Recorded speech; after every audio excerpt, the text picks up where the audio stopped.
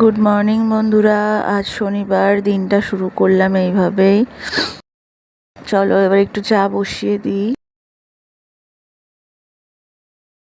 তো একটু চা পাতা দিয়ে দিলাম, একটু চিনি দিয়ে দিলাম। চাটা ফুটে উঠেছে, এবার দিয়ে দেবো একটু দুধ।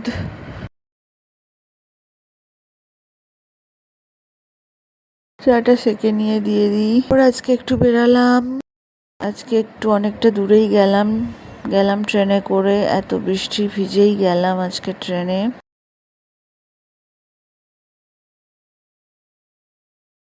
চলো, আমার ট্রেন ঢুকছে, এবার এই ট্রেনটা করে আমি যাব।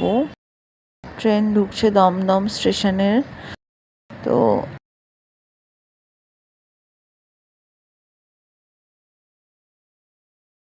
দমদম স্টেশনে ট্রেন থামলো, ট্রেন ছেড়ে দিল দমদম থেকে। এবার আমরা গেলাম ট্রেনে করে অনেকটাই দূর। এই বর্ষায় এরকম গাছপালা দেখে মনটা একদম ভরে যাচ্ছে। ছোট থেকেই গ্রামে বড় হয়েছি, তো আমার বেশ ভালো লাগে এই পরিবেশগুলো দেখতে।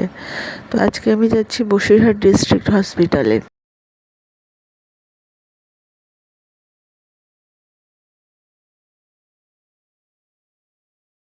তো ওখান থেকে কাজ মিটিয়ে চলে এলাম।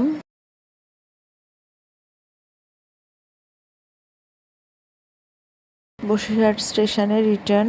তো বসিরহাট স্টেশনে আসার পর আমরা ট্রেনের জন্য অপেক্ষা করব।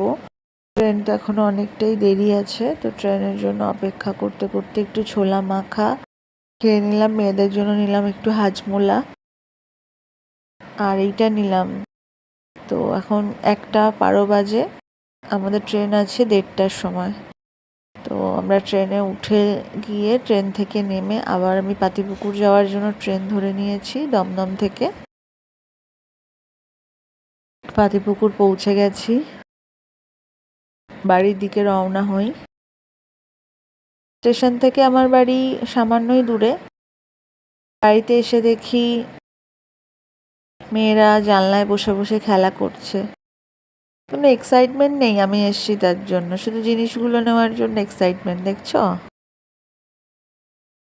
চলো ওদেরকে জিনিসগুলো দিয়ে দিই, যা যা নিয়ে এসছি ওদের জন্য। অল্প কিছুতেই খুশি হয়ে যায়, এটা একটা ভালো জিনিস। এই এই গাঠিয়াগুলো আমার শাশুড়ি মা খেতে খুব ভালোবাসে, তো গাঠিয়াগুলো শাশুড়ির জন্য নিয়ে এসছি। ট্রেনে যে যেটা ভালোবাসে কিছু পেলেই নিয়ে আসি। পেনগুলো শাশুড়ি মায়ের লাগে, মেয়ের লাগে, এই জন্য নিয়ে এলাম। এই 4-5টা পেন দিল 10 টাকায়, তো ভালোই সস্তায় পেয়েছি, আর কালিটাও ভালোই পড়ছে পেনে। সন্ধ্যাবেলা মেয়েকে নাচের স্কুলে নিয়ে গেলাম। আজকে সুইমিংয়ে যায়নি, খুব বৃষ্টি হচ্ছিল বলে।